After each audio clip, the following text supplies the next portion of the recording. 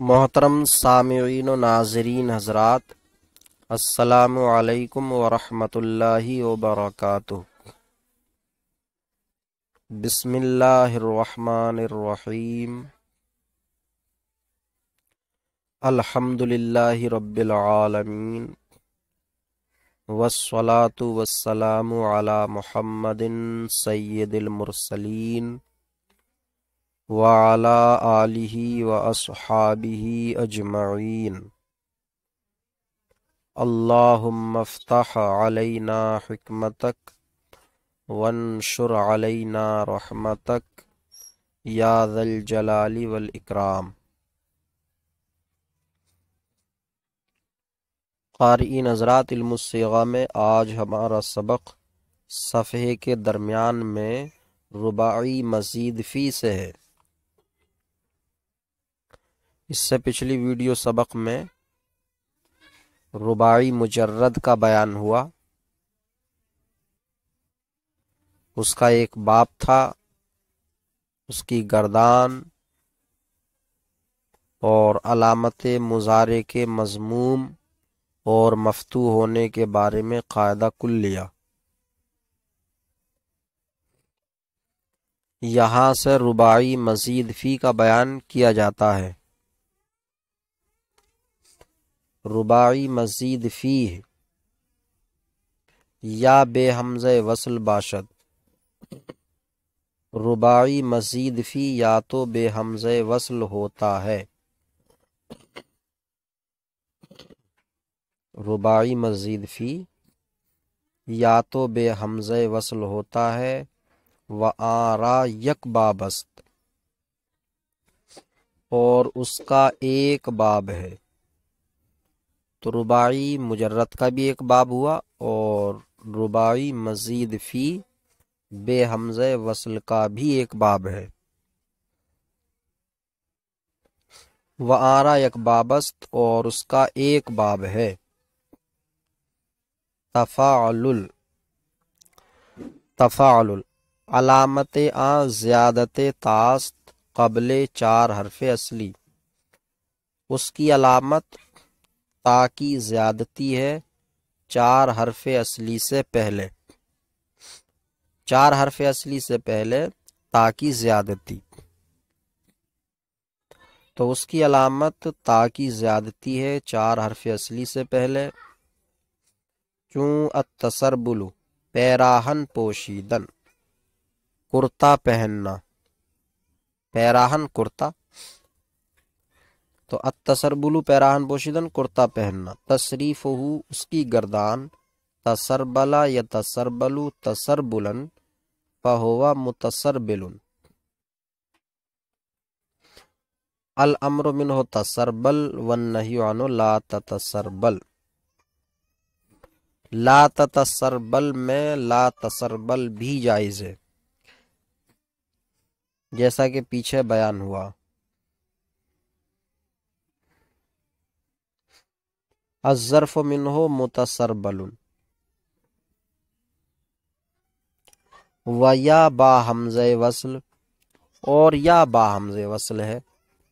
رباعی مزید فی یا تو بے حمزہ وصل ہے، ایک باب ہو گیا اس کا،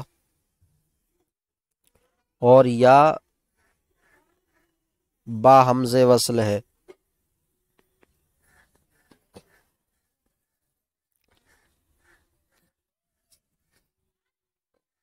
وآرا دو بابست، اور اس کے دو باب ہیں، اس کے دو باب ہیں۔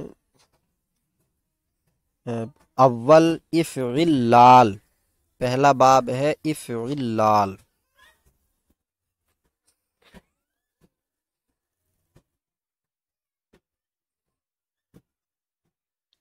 افعل لال علامتش تشدید لام دو مست، اس کی علامت دوسرے لام کی تشدید ہے، یعنی دوسرا لام مشدد ہے۔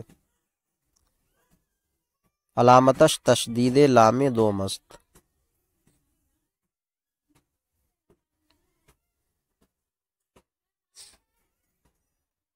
و اس کی علامت دوسرے لام کی تشدید ہے، وہ زیادت آن یک لام است، اور اس کی زیادتی ایک لام ہے، بر چار حرف اصلی، چار حرف اصلی پر۔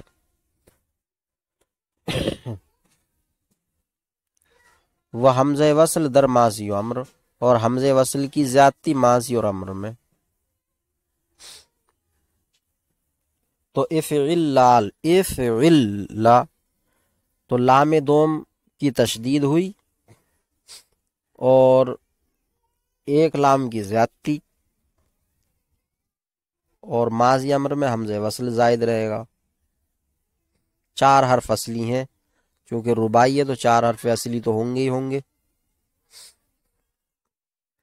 چون الاقشعرارو منہ برتن خواستن، جسم پر بال اگنا، منہ برتن خواستن، بال جسم پر اگنا۔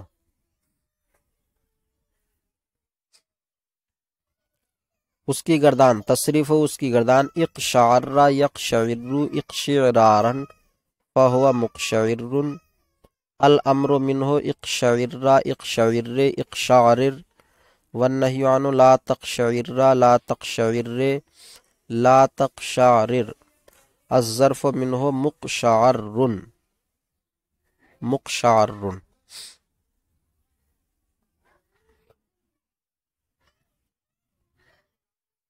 اب اقشعرہ کی اصل بیان کرتے ہیں۔ اقشعرہ در اصل اقشعرہ بود، اقشعرہ اصل میں اقشعرہ تھا، ویقشعر یقشعرر، اور یقشعر یقشعرر، وہم چنی دیگر صیغہا، اسی طرح دوسرے صیغوں، اسی طرح دوسرے صیغے،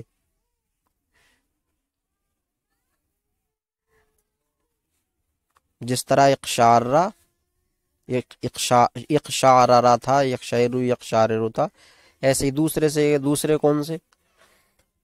یا تو ماضی کی آگے گردان کی جائے تو وہ صیغے، اور مضارع کی گردان کی جائے تو اگلے صیغے، یا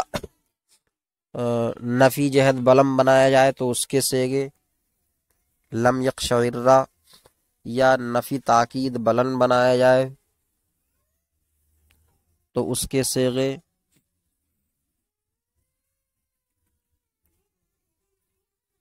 اور اسم فاعل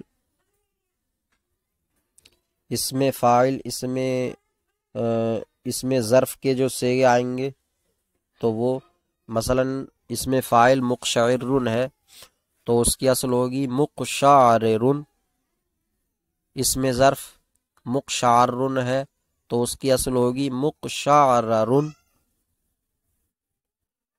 تو اسی طرح سے یہ اور دوسرے صیغے ہیں بغیر ادغام کے، پھر ادغام ہوا ان میں، تو اقشعرہ اصل میں اقشعرہ تھا اور یقشعر اصل میں یقشعرر، اور اسی طرح دوسرے صیغے بنہجے کے در صیغ احمرہ یحمرو، ادغام کردند، جس طریقے سے بنہجے کے، جس طریقے سے احمرہ یحمرو کے صیغوں میں،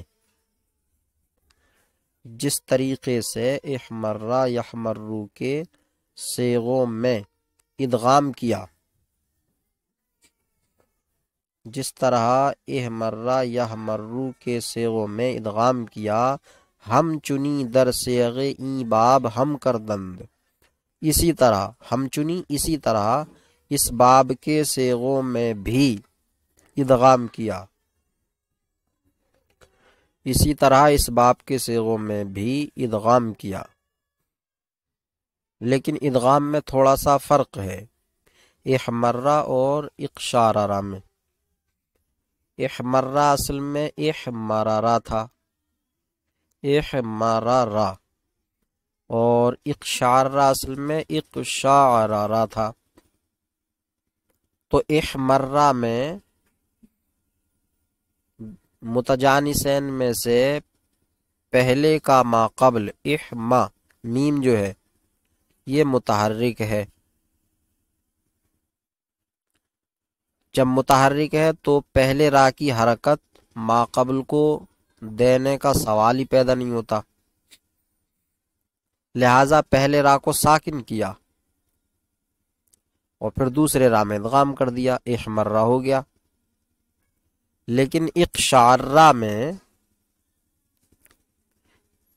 اقشعرہ ہے اصل، تو اقشعرہ میں متجانسین میں سے پہلے کا ما قبل جو عین ہے اقشعرہ، تو عین جو ہے وہ ساکن ہے، پہلے کا ما قبل ساکن،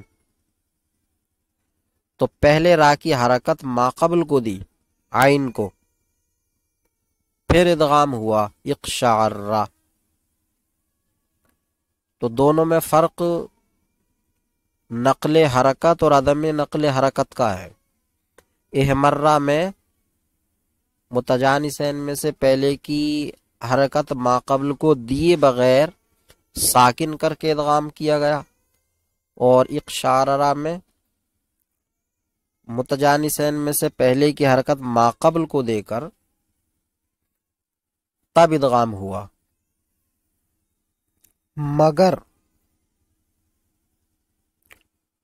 مگر سے اسی فرق کو بیان کر رہے ہیں. مگر دریں باب ما قبل اول متجانسین ساکن بود، مگر اس باب میں متجانسین میں سے پہلے کا ما قبل ساکن تھا ما قبل، اور احمرہ میں نہیں تھا، متحرک تھا متجانسین میں سے پہلے کا ما قبل. تو اس باب میں متجانسین میں سے پہلے کا ما قبل ساکن تھا، لہذا حرکتش با ما قبل دادا ادغام کر دند، لہذا اس کی حرکت ما قبل کو دے کر ادغام کیا، پہلے کی حرکت ما قبل کو دی پھر ادغام کیا، تو ہوا اقشعرہ. باب دوم افعن لال، دوسرا باب رباعی مزید فی با حمزہ وصل کا دوسرا باب. افعن لال علامتش زیادت نون است بعد عین، اس کی علامت نون کی زیادتی ہے عین کے بعد. وہ حمزہ وصل در ماضی، اور حمزہ وصل کی ماضی و امر میں، در ماضی و امر، ماضی و امر میں.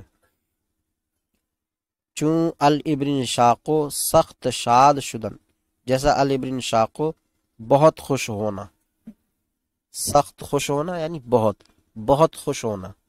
اردو میں سخت کا لفظ ایسے موقع پر نہیں بولا جاتا، بہت کا لفظ بولا جائے گا، بہت خوش ہونا.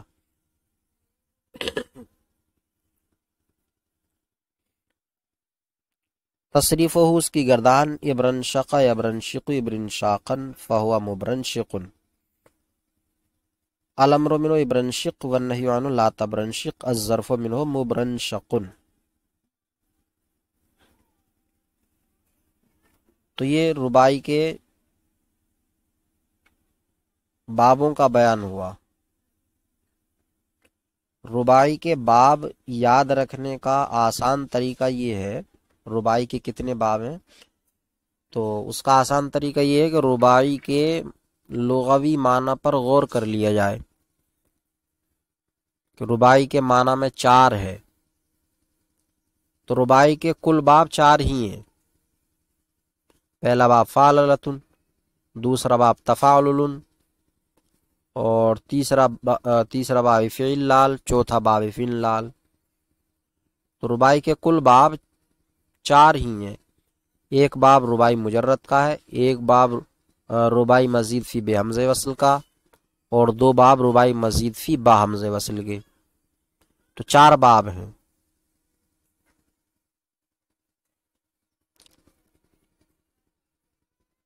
تو یہ آج کا سبق ہوا. اللہ تبارک و تعالی سے دعا ہے کہ سبق سمجھنے یاد کرنے کی توفیق عطا فرمائے، کوتاہیوں کو معاف فرمائے. السلام علیکم ورحمۃ اللہ وبرکاتہ.